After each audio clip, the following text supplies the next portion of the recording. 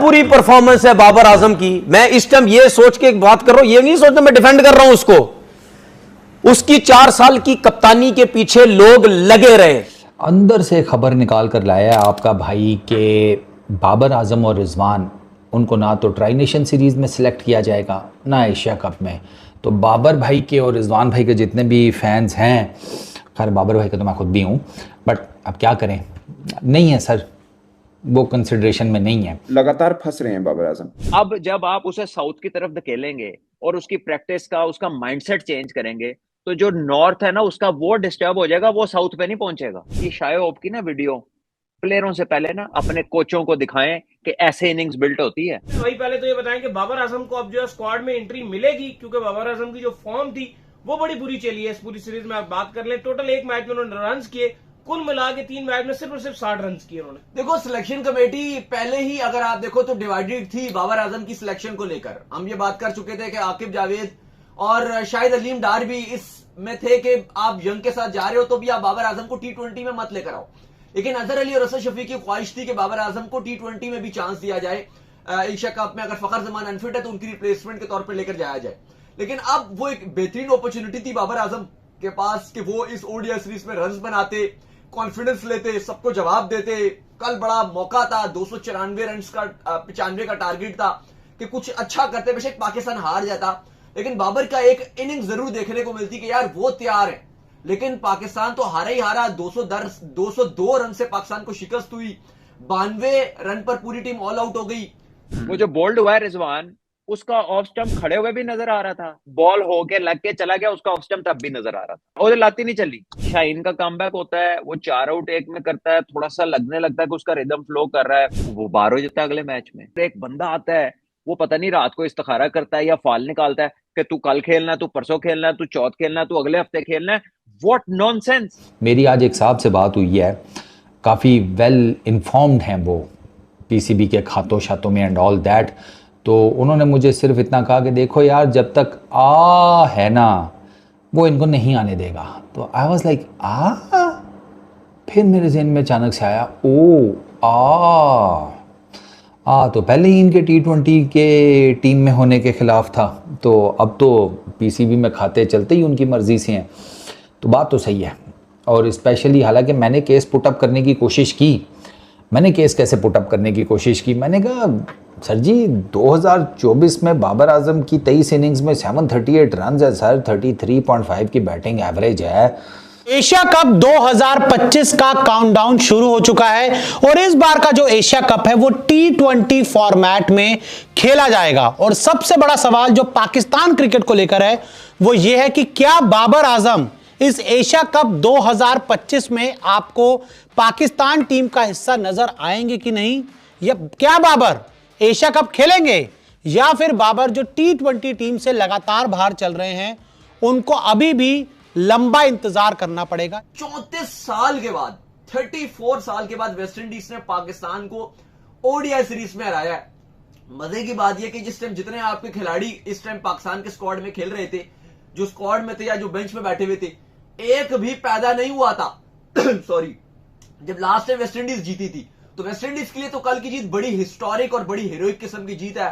खूब सेलिब्रेशन भी हुई कैरेबियन में, जिस तरह से उनके आप कह लो कि सोशल मीडिया जो उनका ऑफिशियल पेज है विंडीज क्रिकेट, वो जिस तरह से सेलिब्रेट कर रहा था। शाय होप की तारीफें की जा रही थी, सील्स की तारीफें की जा रही थी कि उसने तारीख रकम कर दी, कमाल कर दिया। रिजवान की कप्तानी के ऊपर अगर आप बात करते हो तो अली साहब 2025 में रिजवान का इतना कोई बदतरीन साल कप्तानी में गुजर रहा है, जो वो खेल रहे हैं वो फारिग हो रहे हैं। आप चैंपियंस ट्रॉफी के पहले राउंड में फारिग हो गए, कहीं आगे नहीं जा सके। आप अगर बात करो जो न्यूजीलैंड के साथ आपकी ओडीआई सीरीज थी, जो T20 भी आप चलो हार गए थे। मैचेस में कोई एक मैच ऐसा नहीं जहां पे हमारा प्लेइंग 11 चेंज ना हुआ हो। नया बच्चा आता है, 2 मैच है वो अच्छा आउट करता है, उन्हें पता लगता है टूर ही नहीं है। नसीम शाह, मैं उसके टैलेंट का फैन हूं, लेकिन उसकी फिटनेस जो है ना वो डाउन द हिल है। हम दुनिया का पहला मुल्क है जिसने फास्ट बॉलर को अपना बैटिंग कोच लगाया चैंपियंस ट्रॉफी के अंदर। रिजवान बाबर को अपनी नेशनल गेम खेलनी चाहिए थी इन पिचेस के ऊपर। कि ये वो तो नहीं बनेंगे जो आप चाह रहे हैं, लेकिन वो जरूर खराब कर देंगे आप जो इनका है। अस्सलाम वालेकुम भट्ट साहब, कैसे हैं आप? वालेकुम अस्सलाम, बहुत शुक्रिया जी सना भाई। बट साहब वैसे तो बहुत हार हुई है, हमें इंडिया के खिलाफ एशिया कप में भी 228 रन से हार हुई। है अगर हम यहां पर थोड़े बाबर आजम की आंकड़ों पे नजर डालें तो मैं अगर आपको बाबर आजम के T20 के सबसे पहले आंकड़े दिखाऊं तो बाबर आजम ने अपने करियर में 128 T20 मैचेस खेले हैं जिसमें उन्होंने 4223 रन बनाए हैं और बाबर आजम का जो औसत है लगभग 40 का है और जो उनका स्ट्राइक रेट है 130 के आसपास का है। इस दौरान बाबर आजम ने 300 भी बनाए हैं और 36 अर्धशतक बाबर आजम के नाम है। यानी कि अगर हम आंकड़ों पर नजर डालें तो 40 का औसत ठीक ठाक औसत होता है, 130 की स्ट्राइक रेट थोड़ी कम है, लेकिन अगर आपकी पूरी टीम में कोई एक स्टेबिलिटी वाला प्लेयर चाहिए, एंकर रोल में प्लेयर चाहिए, तो मुझे लगता है बाबर आजम वो कमी आपकी भर सकते हैं। मतलब 650s है 2023 में बाबर आजम के, चलो ज़रा 130 रन हैं 4 इनिंग्स में, लेकिन 2022 में फिर 735, 2021 में 26 इनिंग्स में 939। तो मैंने कहा यार मतलब 30-30, 40-40 रन की एवरेजेस हैं तो गेम डल नहीं सकती। तो उन्होंने भी वही बात की जो बाबर आजम के बारे में हर कोई कर रहा है। मैंने कहा स्ट्राइक रेट्स क्या हैं इन सालों में? मैंने कहा हाँ स्ट्राइक रेट्स तो 127, 123, 146 और 133 हैं। रिजवान का भी यही चक्कर है। पिछले साल 2024 में 20 इनिंग्स में 617 रन हैं, बैटिंग एवरेज 41 की है, स्ट्राइक रेट 117 का है, उसके ऊपर भी 122 का स्ट्राइक रेट। रन्स हैं, रन्स का मसला नहीं है, एवरेजेस आर रियली गुड। इसके बीच में भी होती रही हैं और हर हार के बाद हम वर्स्ट डिफीट कहते रहे हैं, एम्बैरेसिंग कहते रहे हैं, शेमफुल कहते रहे हैं। आपको लगता है ये वेस्टइंडीज के खिलाफ 2-1 से हार वनडे सीरीज में भी वही मानी रखती है, शेमफुल है या आप एक्सपेक्ट कर रहे थे? देखिए मेरा ख्याल है कि हम एक ऑनगोइंग चीज पे वो चीजें इस्तेमाल कर देते हैं अल्फाज की सूरत में कि जो बार बार किसी एक चीज के लिए इस्तेमाल नहीं हो सकती। पता नहीं कई सालों से जनाजा निकल रहा है क्रिकेट का, आज कितने शोज की थंबनेल था कि पाकिस्तान क्रिकेट का जनाजा निकल गया। तो जब जनाजा निकल गया है और चीज दफना दी गई है तो फिर उस पर बात क्यों करते हैं? फिर आप भी अपना काम बदल लें। तो ये कितनी दफा ऐसा कह दिया गया। फिर इसी तरह हमने सुना कि बड़ा शेमफुल है, बड़ा शेमफुल है। कई मौकों पे हम सुनते हैं कि हमारा सर ऐसे झुक गया, हम ऐसे हो गए, हम ऐसे हो गए। यार come on, for God sake, आप एक चीज गलत कर रहे हैं तो उसकी आउटकम गलत आनी है। लेकिन वो फिर आप एक मैच जीते थे, हसन नवाज ने आपको जिताया था। ओडीआई सीरीज में आप व्हाइट वॉश हो गए। फिर आप अगर देखो तो जो आप वेस्टइंडीज से ये सीरीज हार गए, फिर आप देखो तो और ये 10th रैंक की टीम थी जिससे आप ये हारे, उनकी रैंकिंग भी चलो इंप्रूव हुई है, वो एक अलग कहानी है। फिर आप देखो रिजवान की कप्तानी में पीएसएल में भी जो हाल था मुल्तान सुल्तान का, वो भी आपके सामने है। यानी कि ट्राई नेशन सीरीज वो आप हार गए, फाइनल वो नहीं जीत सके, उम्मीद की जा रही थी पाकिस्तान जीतेगा चैंपियंस ट्रॉफी से पहले, वो भी आप हार गए। तो रिजवान की कप्तानी में आप कुछ भी नहीं जीते भाई, पूरा साल आप कुछ नहीं आपने किया, तो बड़ा बुरा चल रहा था। बस वो लास्ट साउथ अफ्रीका और ऑस्ट्रेलिया की सीरीज जो हम जीते थे वही जीते थे, उसके बाद लग रहा है कि बिल्कुल ही जीतना हम भूल ही गए। अब चूंकि एशिया कप की आपकी बड़ी असाइनमेंट है, उससे पहले आपकी ट्राई नेशन सीरीज है, आपकी पाकिस्तान की टीम यहां पर पहुंच रही है, माय कोच माइक हैसन और जो कप्तान सलमान अली आ गए। एक छोटी सी मुलाकात होनी है सिलेक्शन कमेटी के साथ, क्योंकि पाकिस्तान टीम की हम बात करें, जिस तरह से पाकिस्तान टीम का कोलैप्स आपको लगातार देखने को मिल रहा है। वेस्टइंडीज के खिलाफ T20 सीरीज जीत गए, लेकिन उससे पहले आप बांग्लादेश से T20 सीरीज आ रहे, वहां आपके बल्लेबाज कुछ नहीं कर पाए। तो ऐसे में बाबर आजम आपको एक स्टेबिलिटी अपनी टीम में दे सकते हैं। ओडीआई के आंकड़ों पर नजर डालें, बाबर ने 133 ओडीआई मैचेस खेले हैं, 6282 रन बनाए हैं, 55 के आसपास का इनका औसत है और जो स्ट्राइक रेट है वो 88 का है, 1900 बना चुके हैं और 3750 बना चुके हैं। यानी कि ओडीआई में भी बाबर आजम के जो आंकड़े हैं वो अच्छे हैं और एक ऐसे आंकड़े हैं जो उनको थोड़ा सा एक लंबा रोप दे सकते हैं। हालांकि उनके 100 नहीं आए हैं तकरीबन पिछले 2-2.5 सालों में, एक 100 भी नहीं बना पाए इंटरनेशनल क्रिकेट में, लेकिन ये आप कह सकते हो कि रन वो लगातार बना रहे हैं। जहां पर एशिया कप के स्क्वाड को हतमी शक्ल देनी है, जो 15 रुकनी स्क्वाड है। कुछ जरा ये रिपोर्ट कर रहे थे कि पाकिस्तान 16 रुकनी स्क्वाड अनाउंस कर सकता है, 16 रुकनी स्क्वाड की तरफ जाया जाएगा। अब उस पर भी एक अलग बात है कि अगर 16 रुकनी होता है तो चलो फिर तो आपके पास एक एक्स्ट्रा एडिड आप बॉलर आप डालना चाह रहे हो वो डाल लोगे। लेकिन अगर आप इसी जो आप अगर 15 रुकनी स्क्वाड ही आपको अलाउ किया जाता है और कहा जाता है कि 2 या 3 खिलाड़ी रिजर्व्ड आप अनाउंस कर दो, तो वो फिर आप चलो वो तो आप रिजर्व्ड अनाउंस कर दोगे। लेकिन अली साहब इसमें ये 2 बात कंफर्म नजर आ रही है कि जो सिलेक्शन कमेटी है वो 2 स्क्वाड अनाउंस करने जा रहा है। ट्राई नेशन सीरीज पे आपके जो बड़े नाम है जैसे शाहीन शाह अफरीदी हैं, हारिस रऊफ हैं, इनको कहा जा रहा है कि बाहर किया जाएगा, रेस्ट करवाया जाएगा और एशिया कप के लिए ये वापस आएंगे। और आपके जो अब्बास आफरीदी हैं, सलमान मिर्जा हैं, फिर आपके अहमद दानियाल हैं, इस तरह के यंगस्टर्स को जो है वो आप ट्राई नेशन सीरीज में अफगानिस्तान के अगेंस्ट मौका दोगे। लेकिन अब सबसे इंपॉर्टेंट जो बात है कि बाबर आजम के पास जो अपॉर्चुनिटी थी वो तो ऐसा लग रहा है कि बाबर आजम गवा चुके हैं। आपके पैटर्न्स गलत है, आपकी स्ट्रेटेजी गलत है, आपकी अंडरस्टैंडिंग टॉप लेवल की नहीं है। आप जिन लोगों के हाथ में अपना टैलेंट पकड़ाते हैं उन्होंने वो काम किया ही नहीं होता, एंड यू एक्सपेक्ट कि वो काम हो जाएगा। और फिर ना ये क्योंकि सारे ही कोच इकट्ठे हो गए ना, तो उन्होंने मिलके ना थ्योरी फाड़ ली है। जरूरी नहीं है कोच दा क्रिकेटर होना, जरूरी नहीं है कि वो क्रिकेट खेला हो। और भाई वो जो ऑस्ट्रेलिया की टीम थी ना जिसमें ये मिसाल है, उसमें था Hayden, Langer, Ponting, Shane Warne, Glenn McGrath, Brett Lee, Darren Lehmann, Damien Martyn, Michael Clarke, हर बंदा बड़ा कप्तान, हर बंदा match winner, Steve Waugh, Andrew Symonds.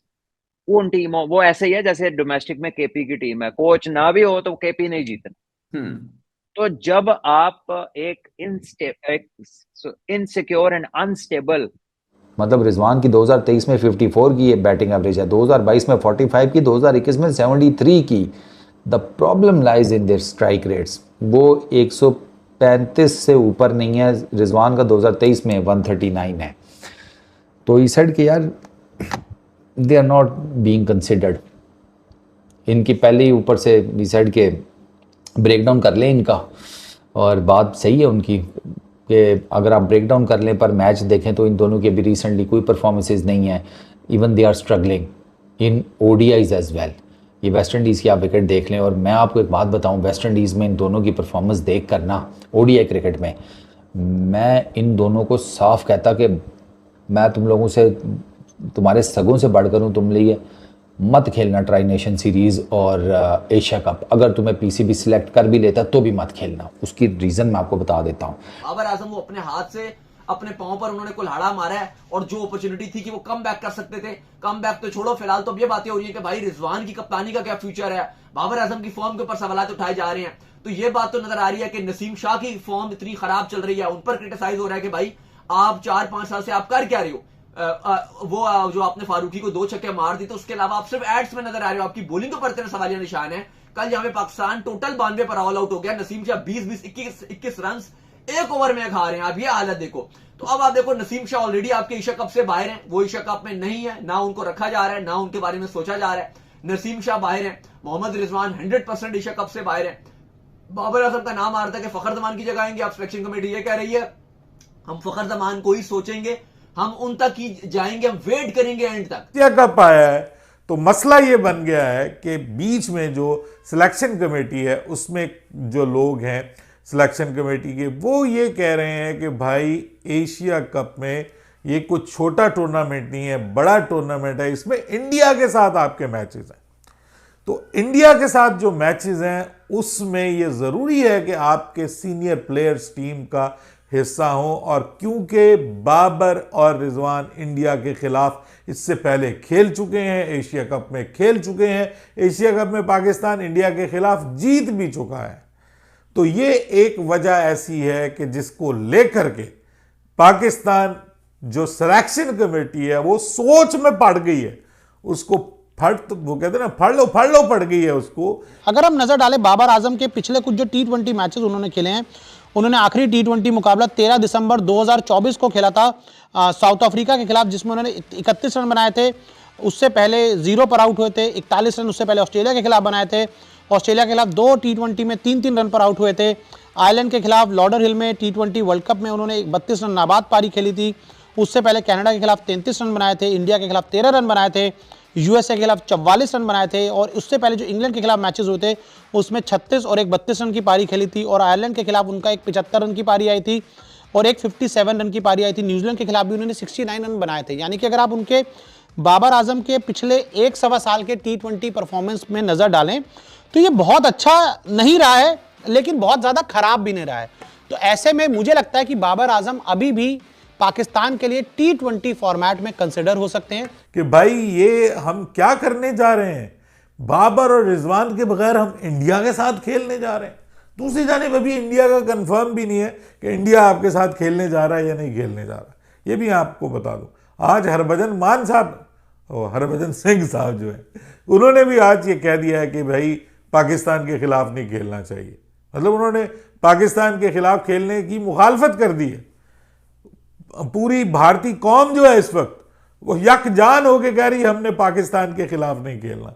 और यहां पे हमें इतना यकीन है माफ कीजिएगा कि इंडिया पाकिस्तान का मैच होना भी है और उसमें हमें सीनियर्स को लेके जाना है, और सीनियर्स में भी बाबर और रिजवान को लेके जाना है। और बाबर और रिजवान जो अपने इस वक्त कैरियर की बदतरीन फॉर्म में है, क्योंकि उनकी जो हैमस्ट्रिंग है उतनी बड़ी नहीं है, और हम उम्मीद लगाते हैं कि फखर तब तक फिट हो जाएंगे तो हम फिर उनके साथ जाएंगे, तो फखर के साथ जाया जा रहा है। अब एक फास्ट बॉलर की स्लॉट है जो आपको डालना है, और वो उसका नाम है सलमान मिर्जा। अब सलमान मिर्जा को आप स्क्वाड के अंदर डालना चाहते हो, लेकिन अब इशू ये आ रहा है कि अब आप किसको बाहर करोगे। शाहीन और हारिस रऊफ तो एशिया कप के स्क्वाड से बाहर नहीं होंगे, वो तो कंफर्म खेलेंगे। अगर 15 रुकनी स्क्वाड में अगर आपने सलमान मिर्जा जो फास्ट बॉलर है, जिन्होंने बांग्लादेश के अगेंस्ट बहुत बेहतरीन गेंदबाजी की थी, अगर आप उनको डालते हो तो आपके पास चॉइसेस 2 ही या 3 नजर आ रही है जिनकी जगह आप रिप्लेस कर सकते हो। उसके अलावा तो आप किसी और को नहीं छेड़ सकते। एक है आपका हुसैन तल्लत, जिसको आप बाहर कर सकते हो। एक है फास्ट बॉलर हसन अली, जिसकी फॉर्म भी नरम गरम है, और उससे बेहतर आपके पास चॉइस सलमान मिर्जा नजर आ रही है, आप उसको बाहर कर सकते हो। और तीसरी फिर आप फहीम अशरफ जो ऑलराउंडर है, अगर आप उनको हटाना चाहो तो आप उनकी रिप्लेसमेंट पे आप सलमान मिर्जा को डाल सकते हो। ट्राई नेशन सीरीज शारजा में होनी है। शारजा की जिस किस्म की विकेट है ना, अफगानिस्तान के स्पिनर्स ने इनका जीना दोबार कर देना था। अफगानिस्तान के स्पिनर्स ने यार वो क्या उसका नाम है लड़के का,